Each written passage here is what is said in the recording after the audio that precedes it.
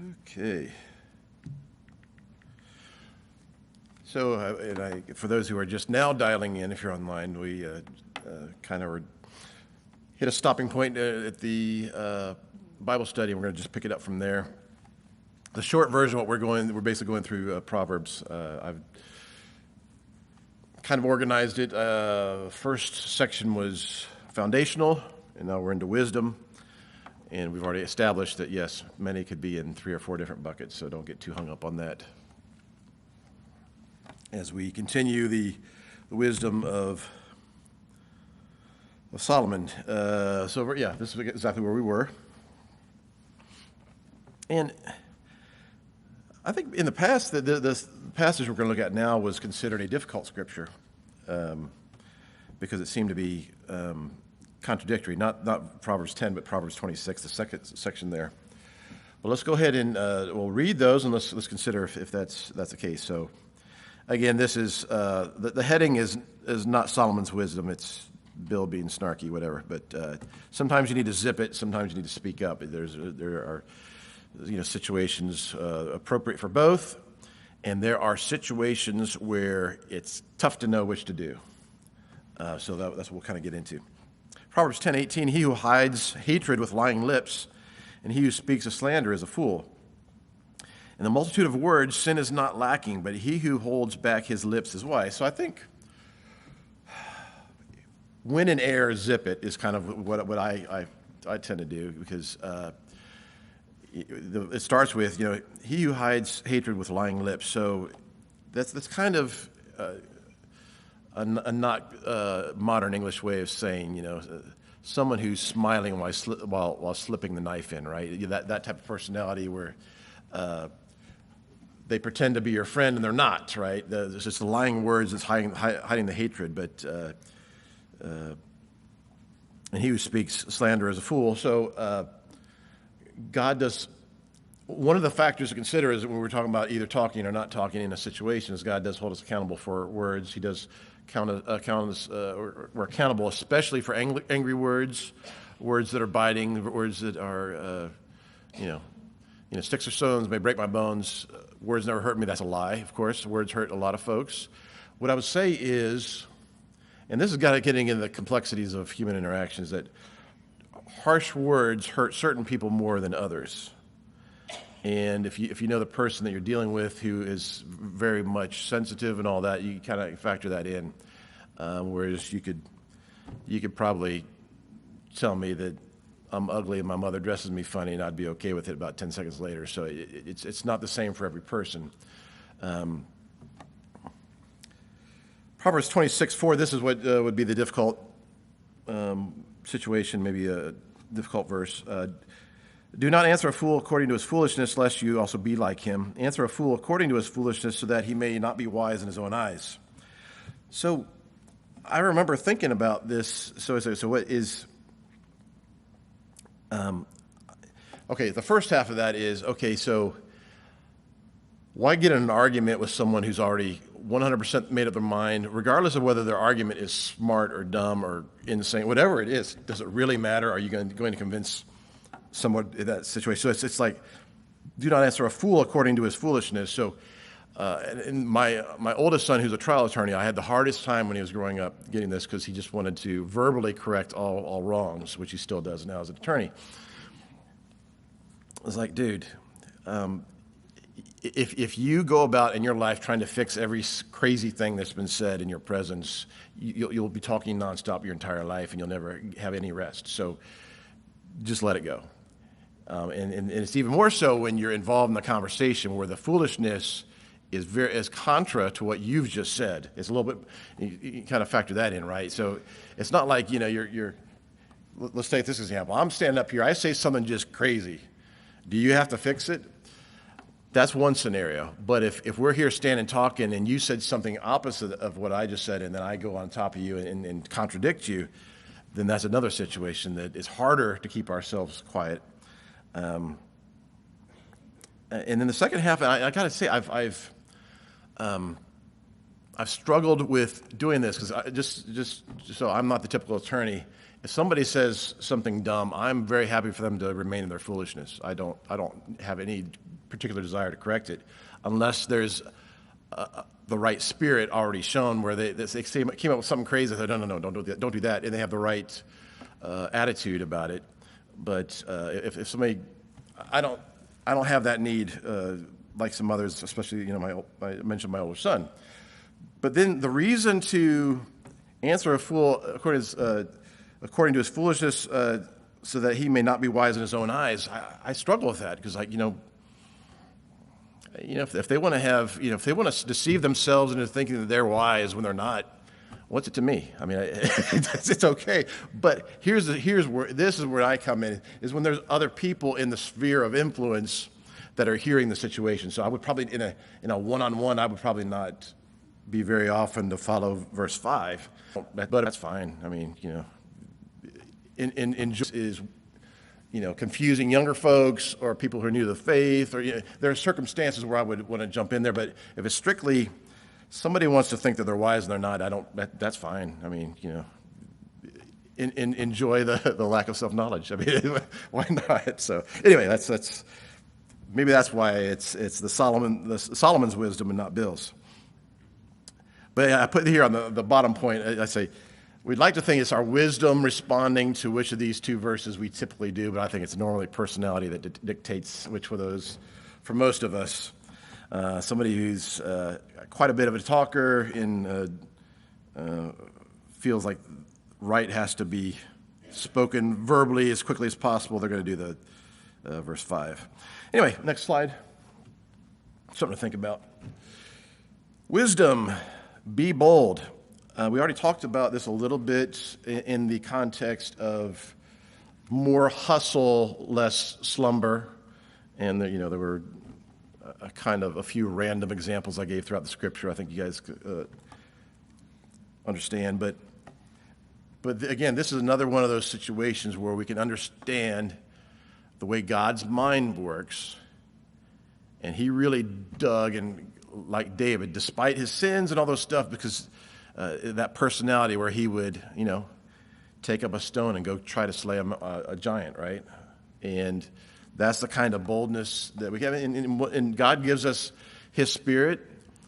He gives us a glorious future, knowing that the physical accomplishments and what happens ultimately to our bodies is not as important as what happens to us spiritually. We can be bold in the faith, of course, even more so now with the Holy Spirit. Anyway, I just quick verse, Proverbs 28:1. The wicked flee when no man pursues, but the righteous are bold as a lion. I remember pastors back in the day bringing this up about the person that was running away from their own shadow or whatever, the scaredy cat personality. And you kind of think about that. It's a person who is finding something to be afraid of in every situation. So it's kind of a fearful spirit versus a bold. I put in smaller print, hope you can still see it, but fortune favors the bold, and I will not do the Latin since my wife tells me not. Well, no, actually, Greek is the one she wants me not to do, so I should be able to do the Latin. But then you'll think, it's just another lawyer bringing up Latin, so I'm not going to say it. But that's the adage that most of us know, that fortune favors the bold. As in God is for it as well. I can't think of, Jesus Christ was certainly bold when the time was right. Just being on the planet, knowing what he's going to do, and stepping out boldly right into the hands of the authorities. That's the type of boldness, because it's one thing to be bold when you believe you're invincible, right? The typical 23-year-old man can be bold partly out of ignorance of what might happen, but to be bold when you know it's going to be ugly for you, that's something. You can see these situations in war and whatnot. I won't get into those examples. Probably make it a little too dark. Okay, next slide. 14. So we're going to get, this is kind of a two-part. It's going to be 14 A and B. So wisdom, communication. So value the truth, and also value the truth that is meaningful, that is useful. Proverbs 37, I have asked two things from you. Do not deny them before I die. And this is Solomon talking to God. Remove far from me vanity and a lying word. So vanity, it's kind of like, and we see this more in Ecclesiastes, where vanity means useless, meaningless, void of basically a big empty set. It doesn't mean the way we use vanity as in, man, you're so vain. You probably think that song's about you. That scenario, right? It's that. So so what he's saying here is, remove far from me, lies. Okay, that's great. But the stuff that's true and meaningless and stupid, I don't want to waste time on that kind of stuff. So, and that's part of wisdom is not just embracing God's truth, but also being willing to walk away from the irrelevant. There are many times that we get into irrelevancies or minutia, let's say, maybe not irrelevant, but very small issues of Scripture that a lot of times we'll go back and forth, and we'll say, "Wait, we just did 20 minutes on that, and does it really matter?" And we said, "No, let's move on." Then it's like if it's not really that relevant, let's just pick a different fight. Give me neither poverty or riches. Tear from me my portion of bread, lest I be full and deceive and say, who's God? Or lest I be poor and steal and violate the name of my God. So the first part of what he asked for is, I want true and useful words, not meaningless or false. And then the second part of that B is, give me neither great riches or destitution. Kind of make it where, on either ends of those spectrums, wealth can have a great deceitful impact. It's called the deceitfulness of riches, where on either side the importance of money gets elevated too much. On the one end, the money says, well, that must make me more important than other people, or maybe I've got more of God's favor, or I'm better just all the way around, and I deserve all this money, and I sit and just jump up in the air with it. Or on the other side, I'm always thinking about money because I don't have enough money to feed, and so either side of those things can elevate wealth and filthy mammon to a level that God says it's just not healthy for us. So he says in Proverbs 3:37, which you already read, so we're removing vanity and lying words. And then B, give me neither poverty or riches. And he says, so tear for me my portion of bread. So just give me what I need. Let's stick to the essentials. Now we all say, yeah. But which side of these? But we're saying, okay, we got rich, or it's kind of like the Goldilocks scenario, right? We got the rich, poor, and then kind of middle class in the middle. And everybody's like, yeah, I would rather be middle class in the middle, right?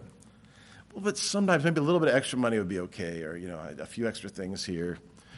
And you know what? It is okay. The question is, for each person, there's too much and there's too little.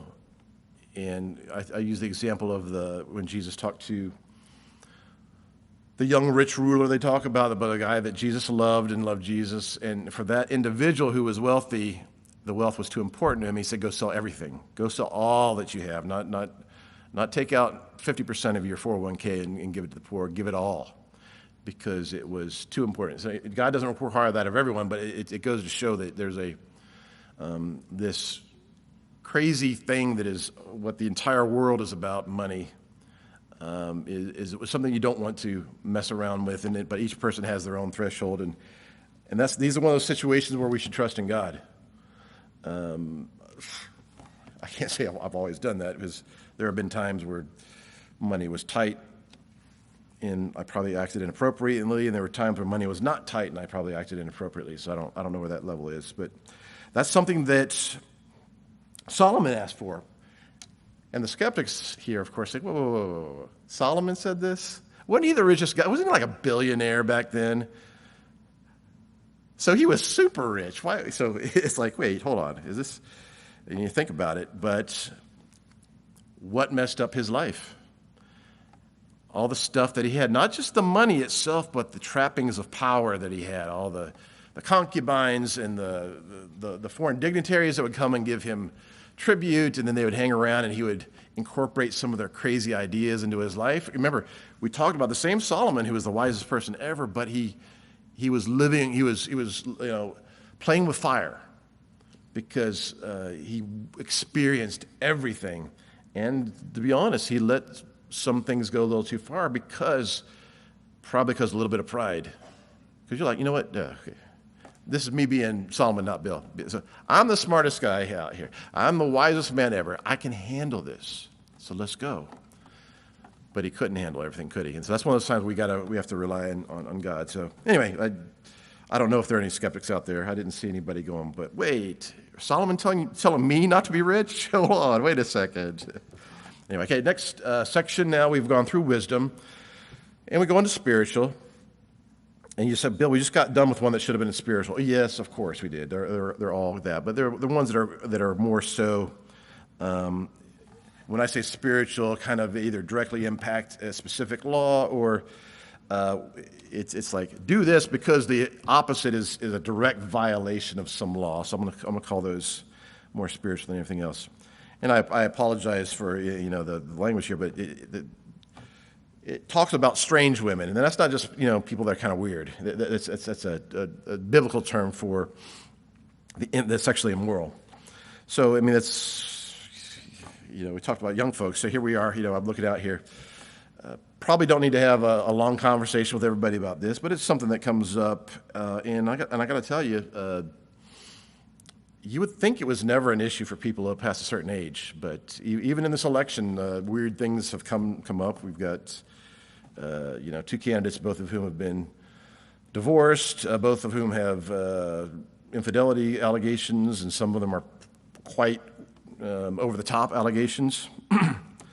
So it's maybe something that never completely goes away. And you talk about our society that is completely over-sexualized. It's something that starts at a very young age as well. So I can see I'm making people uncomfortable, so I'll continue on here. Okay. Although this Proverbs 11:22 is just kind of a funny one, because when I read this in my head, I've got a very vivid picture. It's like a jewel of gold in a swine's snout, so is a beautiful woman who turns aside discretion. So it's talking about, oh yeah, she's beautiful, but I mean, you got to understand, this is not a good person we're talking about. I hate to mention, the allegations of what's going on in politics right now, but it's like I see in my head, I actually see Animal Farm and one of the pigs in Animal Farm I see Charlotte's Web, whatever it is. I literally see a pig right now with a jewel in their nose. It's cracking me up. So anyway, but it's perfectly. We actually say it's like lipstick on a pig, right? That's a phrase in modern English. This is the exact equivalent of that. But they didn't have lipstick, I guess, as much back then, anyway. You could say the same thing about a guy, right? Sometimes. A book that's written by a man will sometimes talk equally about men and women in immorality. In this case, there's a little more about the immoral woman. Proverbs 7 is very, very much into that. And then I reference Proverbs 2:16, but we'll just refer to it and move on. Okay, then on the flip side, kind of the corollary of this same thing is that, fidelity to our spouses. And again, it's like, we're toward the beginning of this spiritual section. Why are we talking about this? Other than cast to and fro with every wind of doctrine, I would say this is maybe, in my experience, the second biggest issue in the church over the years.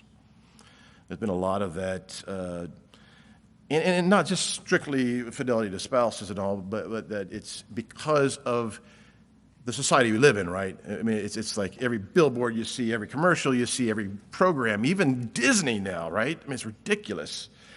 Just everyone's bombarded with it all the time, and so it's a logical spot. And then I don't have that problem, yeah, great. If you think you stand, be careful. It's something that rears its ugly head, and it's not just for those who have no God.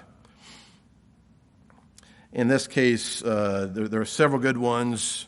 There's some good stuff in Ecclesiastes we probably won't have time to get to, but I'll just say Proverbs 5:18, let your fountain be blessed and rejoice with the wife of your youth. And that's more than just fidelity. That's being content with what you have, being happy. It says rejoice. So I think it's even more of when you see marriages have trouble and then it ends up in infidelity. The infidelity was not the first problem. It was a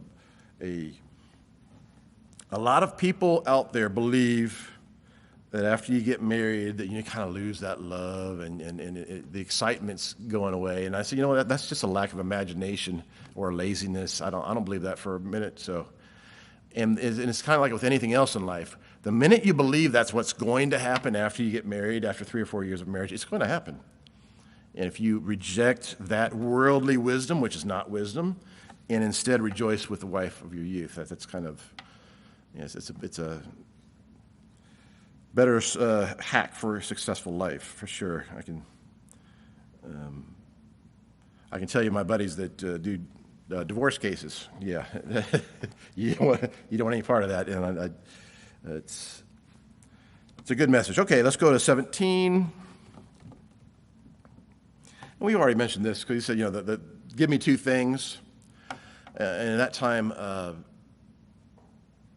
Solomon was basically saying, I get irritated with all the nonsense, with all the spin, with all the half-truths, with all the, machinations and all the trying to trick me, all the deception.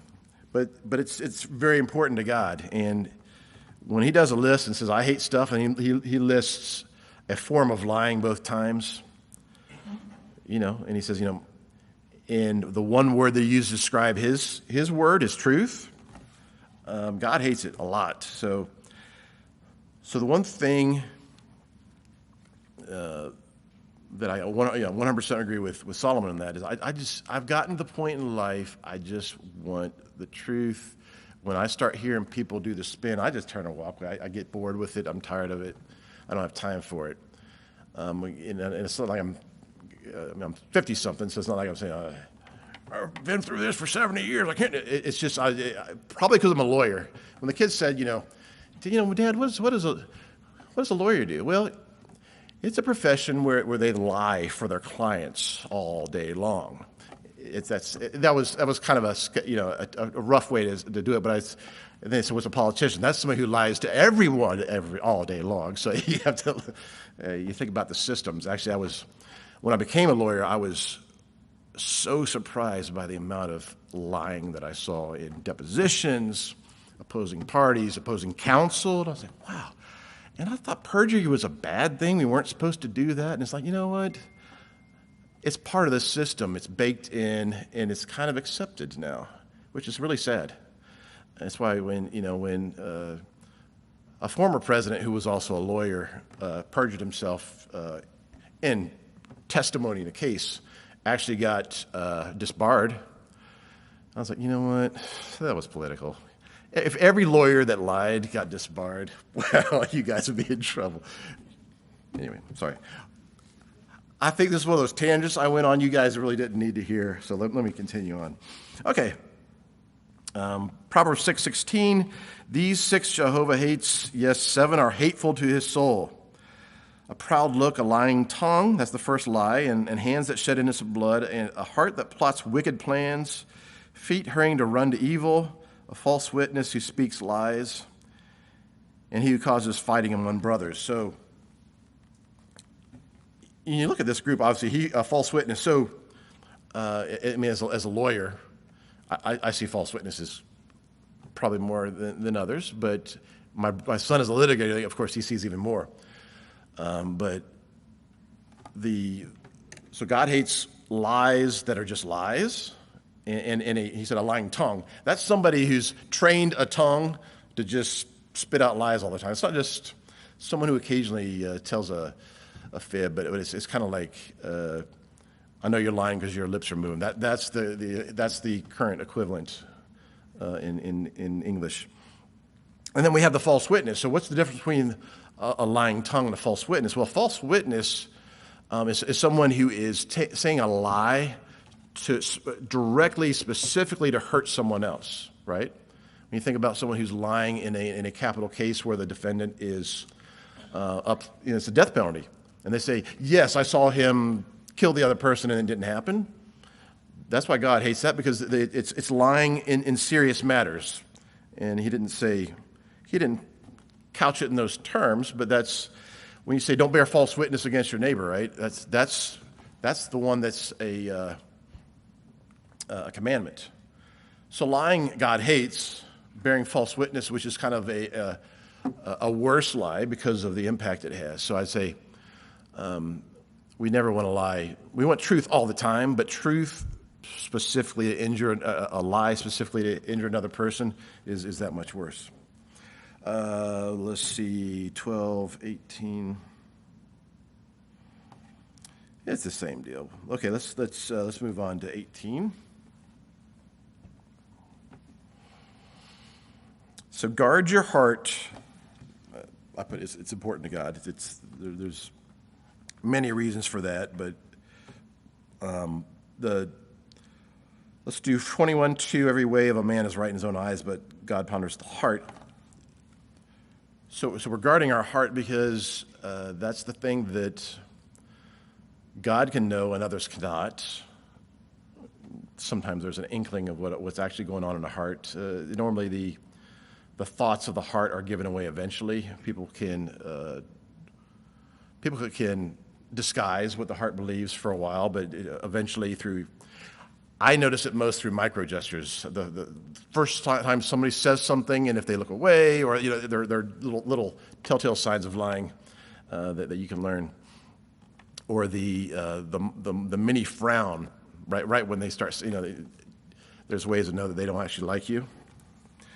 Keep your heart with all diligence, Proverbs 4:23, with all diligence, for out of it are the issues of life. That's kind of what we were just talking about, that ultimately we're training a mind, we're training a spirit, a heart, a mind, a soul, because this flesh doesn't come with us on the next phase. And when he said that, David's a man after my own heart, and then he says the heart is deceitful above all things and desperately wicked. We kind of have two bookends of what can happen to the heart. We talk about the heart's conscience being seared and all the things that can happen. Created me a clean heart. We still use the heart as kind of the core of who we are.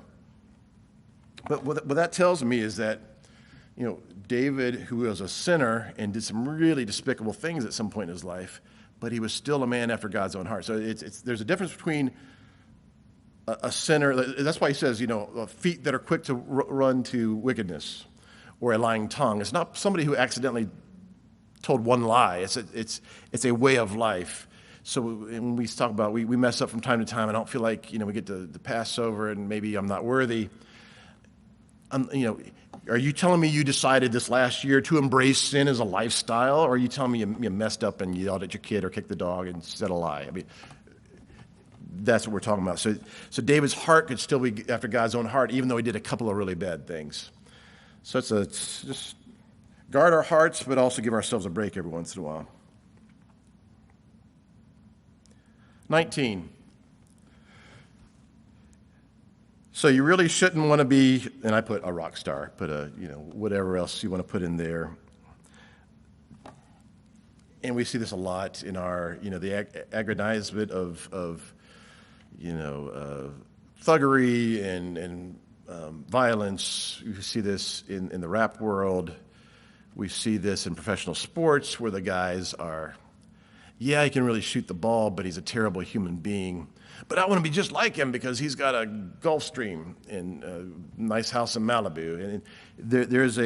And I'm sure it's always been the case throughout societies that, I told the kids this, it's not difficult to be wealthy if you're willing to prey on the disadvantaged or the poor, and you're willing to sell your soul to the devil, basically. That's why we say, this guy, he's got all this money, he's got a wonderful life. He said, he sold his soul to the devil. You don't want to do that. Just like, these are sinners. Don't envy them. and it's so hard to get that across because we're physical beings. We touch things, we see things, we smell things, we hear things. It's so much easier to judge based on those senses versus what is really important. But mostly for the young folks, that are out there, if you're deciding what you want to do something that you love, that you're good at. Don't emulate a terrible human being because they've got a large bank account. Although most of those same ones are also unwise and tend to spend all their money and are bankrupt shortly thereafter. 20. Still unspiritual. So I say man up, don't crumble at the first sign of trouble. I thought this was kind of interesting that, it's in the same bucket as the, don't sleep, don't slumber, hustle. And in this case, be bold. All the things that Solomon is saying that God loves are things that are risky. The less safe. If you faint in the day of trial, your strength is small. That's not a great one. It says, don't give up and be helpless in times of trouble.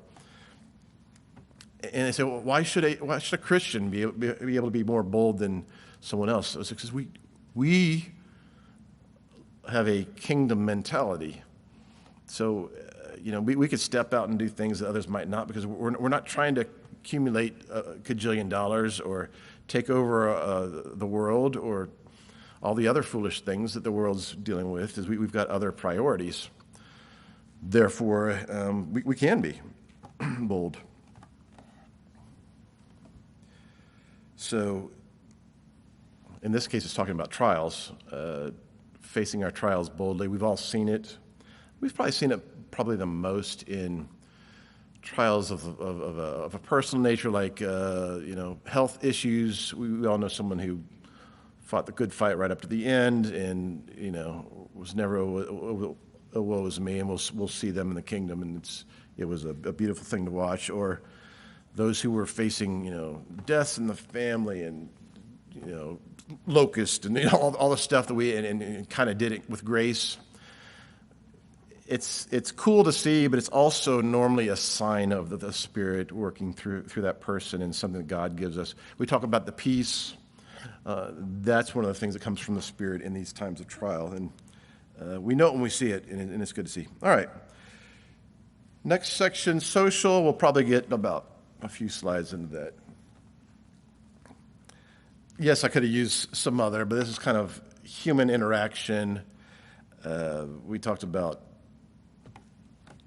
communication. Of course, that's very social, but specifically the tongue and the mouth, God talks about those in ways that, you do this, you're not going to the kingdom. We're held to a higher standard on our verbal cues and our communication. In this case, choose your friends carefully. We all know this one. We try to get our kids to do it, and when you've had a client who was driving a car and a bunch of people jump in and they get out and rob a store and they're up for capital murder because they had the wrong friends and had no idea what they were doing, then it's really important. There are other spiritual reasons for that, but that's a true story. The kid got off eventually, but it was difficult. Proverbs 13:20, he who walks with the wise shall be wise, but a companion with fools shall be destroyed. Kind of perfect example of what I just talked about. They got lucky. It's fortunate. So this is another garbage in, garbage out, or your mind, your heart are reflect the things that you put in there, and that includes the people that you hang out with. Common sense, not so commonly applied in the younger folks. I've thought about this particular one. Is like, okay, I want to have friends who are like really smart and wise, and I just want to hang out with them, right? So wait, isn't that just selfish too? I mean, isn't there a time in your life where you don't have to hang out with Einstein and Oppenheimer or whatever the smartest guys in the world, and you can just be normal with other people? I think this is more of a, don't hang out with thugs and criminals when you're an 18-year-old. But anyway, I look at that. So, I don't think that we have to take that to its nth degree. 14:7, go from before a foolish man when you do not see in him the lips of knowledge. So you're hanging out with somebody and they say something really, wow, whoa. He's like, quietly get yourself out of this situation. I think we've all been there. Proverbs 22:24, make no friendship with an angry man. Now, this is one that is especially important for the young men. When, testosterone levels are their highest and wisdom is at its lowest, it's a tough time. You need to not be hanging out. Because you never know, and especially an angry and volatile person will tend to get us in situations that could be detrimental. And an angry and spiteful person will just cast a pall over everything. It'll be a negative vibe everywhere, and you're always on negative things. And I think my kids have done a pretty good job in that area. 22. So, of course, everybody's thinking about Elvis Presley. Just admit it right now. All right. Don't be cruel to a heart that's true. And then I put in time wounds all heals. Yeah, that's the reason to say. So basically this cruelty, this meanness, this mean streak that you've seen. Some of you have had bosses that were like that. They were just looking for ways to torture other people just because they got their jollies off of it. I mean, really twisted souls. We've all seen them. Proverbs 11:16, a gracious woman keeps honor and the strong keeps riches. The merciful man does good to his own soul, but he who is cruel troubles his own flesh. I've seen people that were like that in the venom that was in their heart and soul. Eventually, they all died young, the ones that I know. It's kind of like the body was not designed to maintain that kind of meanness. So I don't think any of us do that, but it's, especially in the business world, I've seen it where people are like, okay, so here I am, I'm a staff, and I want to be the manager. And what I've seen is the manager is the one who just busts everybody's chops and it just makes them jump, and they say how high. That's what. But that's not really who I am. So I'm gonna be nice the rest of the time. I said no. If that's who you are, whoever you are for 12 hours a day, that's half your life. That's who you are. You can't be cruel to your people and it not have a negative impact on your flesh or your soul or your life. Next slide. Don't let your mouth get you in trouble. Hey, we all know this one. So Proverbs 13:3, let's do that one. He who keeps his mouth keeps his life. He who opens his lips wide, it is ruin to him. It's kind of like, outside of the dealing with a fool scenario, there are many, many scenarios, especially for the young, that you want to bow up and show your manliness, and it never works out well that way. I put it in Proverbs 17:27. He who has knowledge uses few words. A man of understanding is an excellent spirit. Even a fool, when he is silent, is counted wise, and he who shuts his lip is counted as a man of understanding. Have you ever done that? Where everybody's talking about stuff, you're like, okay. Right? They think you're smart, even if you don't say anything, right? It's a good, there's a good life hack right there. But there's another verse where, did I write it down here, where it says, basically give them the benefit of the doubt, then you open your mouth and then it's all over. I can't remember. I don't think I wrote it down here. Okay, one more, then we gotta wrap it up. So we'll end on 24. That's not divisible by anything. I guess 6 and 4 is good. Okay. Control yourself, especially your temper. He who is slow to wrath is of great understanding. He who is hasty of spirit exalts folly. He who is slow to anger is better than the mighty, and he who rules his spirit is better than he who takes a city. I focused on this one at an early age. I don't really pat myself on the back because I've done well. I was kind of geared to be able to do this one well. Of course, I would focus on that one. I'm not going to tell you about the 6 or 7 that I really stink at, but you could probably figure that out just from our interactions over the years. But that's about halfway through our Wisdom of Solomon. Of course, this is kind of my Cliff Notes version. And I'll talk to Dave. Either next time up we'll finish up, or we'll do something completely different. But there's lots of wisdom out there to be gleaned from it. Probably next time I'd skip everything and jump to Ecclesiastes and then come back, because there's good stuff there. Because there's a little bit more of a darker flavor to Ecclesiastes. Because it's like I looked at this and it's meaningless. I looked at this, stupid. I looked at it. It was not quite as upbeat as Proverbs, but it's good to get a piece of that as well. And I recommend a personal Bible study on these topics. It's it'd been a few years for me since I really dug in, and I enjoyed it.